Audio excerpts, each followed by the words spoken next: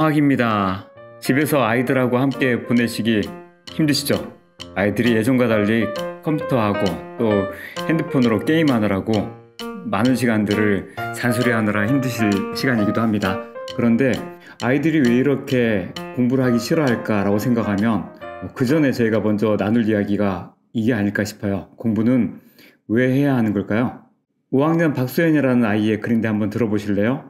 내가 여태까지 제일 궁금한 것은 공부는 왜 해야 하지이다. 나중에 편하게 먹고 살고 훌륭한 사람이 돼서 힘 안 들이고 살 수 있다는 사람이 많다. 그래도 난 공부하는 게 짜증난다. 옛날부터 우리들이 서로 돕고 사는 성격이었다면, 전 세계 사람들이 그랬다면 공부는 없었을 텐데 말이다.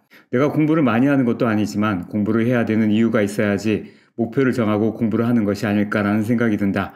내가 우리나라 어른들에게 이런 주장을 내세우면 나한테 나중에 후회하지 말고 공부나 하라는 말만 나올 게 뻔하다. 가끔 애들한테 너 공부 왜 해? 라고 물어보면 모른다고 답하는 경우가 많다. 왜 해야 하는지 이유도 모르고 하는 공부가 난 너무 짜증스럽게 여겨진다. 여러분이 이 아이의 친구라면 이 친구의 글을 듣고 뭐라고 대답하시겠습니까? 야, 그럴 시간 있으면 공부나 해. 이런 얘기가 아니라 그렇다면 다른 질문 하나 더 해볼게요. 지금까지 살아오면서 가장 후회되는 일이 있다면 무엇입니까? 타임머신을 타고 초등학생, 중학생 때로 또 고등학생 때로 돌아갈 수 있다면 어떻게 살고 싶으세요? 2007년 8월에 MBC의 7옥타브라고 하는 방송에서 1200명의 성인들을 조사한 결과가 있어요. 이경규가 진행했던 방송이었는데 우리나라 사람들이 가장 후회하는 일 베스트 10 과연 뭘까요? 남자들에게 물어봤어요. 10대 1위 공부 좀 할걸. 2위 엄마한테 들지 말걸. 20대 1위 공부 좀 할걸. 30대 공부 좀 할걸. 40대 공부 좀 할걸. 50대 공부 좀 할걸. 60대 돈 좀 모을걸.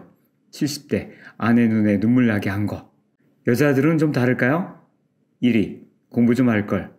20대에서도 공부 좀 할걸. 30대 공부 좀 할걸. 40대 공부 좀 할걸.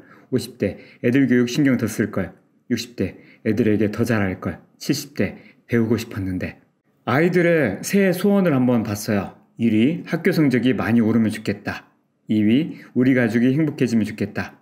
7,200명의 조사하니까 신뢰성이 있죠. 결국 아이들이 가장 바라는 것도 공부 잘하는 겁니다. 아이들이 행복해지기를 바란다면 별 수 없이 공부하고 연결되지 않고 공부의 기회를 피해서 행복해지긴 쉽지 않습니다. 그래서 아이들에게 학기 초 처음에 학습지를 나눠줍니다. 공부를 왜 하지? 여러분은 왜 학교에 다니고 있습니까? 곰곰이 생각해보고 솔직하게 적어봅시다. 1. 왜 학교에 다니고 있습니까? 2. 내가 왜 공부를 해야 되는지 생각해보고 공부를 해야 한다면 왜 해야 되는지. 3. 공부를 할 필요가 없다면 왜 그렇게 생각하는지. 4. 공부하지 않고 인생에서 성공하는 방법이 있을까요? 우리 반 30명의 대답입니다. 1위 좋은 직업을 얻기 위해 12명. 2위 좋은 대학에 가기 위해 8명. 기타 부모님이 다니라 하시니까 친구를 사귀기 위해 친구들이 다니니까 이것저것 빼도 가장 많은 이유는 좋은 직업과 좋은 대학이라고 해석될 수 있습니다. 예전에 제가 어린이를 위한 공책 레시피라고 하는 책을 썼던 이유는 딱 하나였습니다. 사교육 나온 책들이 이런 내용들이에요. 4학년 때 시작해 5학년 때 갈고 닦아 6학년 때 달인되어 중학교 때 1등 하자. 몰래 1등해서 모두가 1등을 할 수 있는 그런 세상 가능합니까? 저는 뭔가 공부에 대한 가치를 바꿔야 된다고 생각합니다. 1등하는 공부가 아니라 공부가 좋아지는 공부로. 얘들아, 꿈이 무엇이든 공부가 우선이다. 이런 현수막 어떠세요? 저도 6학년만 18년째 지도하고 있는데 예전에 6학년들 전국 시험 볼 때 6학년 목숨 걸고 공부하는 기간 이런 플랜카드 만나면 어떤 마음입니까? 죽을 때까지 지킵니다. 집에서는 잠만 재우십시오. 메가스터디의 광고입니다. 새 학기가 시작되었으니 넌 우정이라는 그럴듯한 명분으로 친구들과 어울리는 시간이 많아질 거야. 그럴 때마다 네가 계획한 공부는 하루하루 뒤로 밀리겠지? 근데 어쩌지? 수능 날짜는 뒤로 밀리지 않아.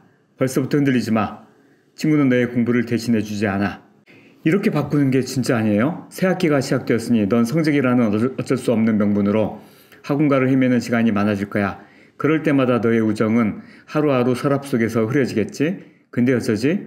우정 없이 최고가 된들 성적이 너의 우정을 대신해 주지는 않아. 벌써부터 흔들리지 마. 어른들이 너의 우정을 만들어주지 않아. 아브라타카다브라, 기적은 반드시 일어나, 나는 너의 우정을 믿어. 아이들이 공부하는 이유가 뭘까요? 공부가 목표가 되어서는 안 된다고 생각합니다. 무엇보다 아이들에게 이런 것들이 중요하게 생각돼야 됩니다. 내가 하는 공부가 얼마나 많은 사람들을 행복하게 하는지, 그리고 이 공부를 해서 내가 행복한지.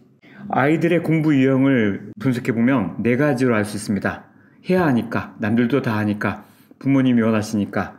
이런 불투명한 목표를 가진 아이들, 남들이 하라는 대로 하는 공부는 도움이 되지 않습니다. 구체적인 목표, 단기적으로는 시험 성적을 올리기 위해서, 장기적으로는 내가 원하는 장래 희망을 가지기 위해서 등 목표를 구체적으로 정해서 공부하도록 도와줘야 됩니다. 잘 살기 위해 사는 데 도움이 되니까 돈 많이 벌려고, 훌륭한 사람이 되려고, 이런 추상적인 목표를 가진 아이들에겐 좀 더 질문을 깊이 파고 들어가야 됩니다. 좀 더 구체적인 목표를 세우도록 도와야 됩니다. 공부를 하면 정말 잘 살 수 있는지, 돈을 벌면 어떻게 살고 싶은지, 훌륭한 사람은 어떤 사람이라고 생각하는지, 사회적으로 인정받기 위해, 경쟁에 뒤지지 않기 위해 공부를 못하면 무시당하니까 자신의 목표보다 남의 인정을 더 중요시하는 경향이 있는 아이들이 있습니다. 이런 아이들에겐 자신을 위한 공부, 또 타인에게 도움이 되는 공부를 하면 사회에서도 존경받고 공부 그 자체의 가치에 대한 즐거움을 가지게 될 거라고 지도할 필요가 있습니다. 교실에 그렇게 많지 않은데요. 보통 30명이면 2~3명. 내 꿈을 이루는 데 필요하니까, 원하는 것을 이루는 데 필요한 과정이니까, 새로운 것을 배우는 건 즐거우니까, 이런 내적인 목표를 가진 아이가 있어요.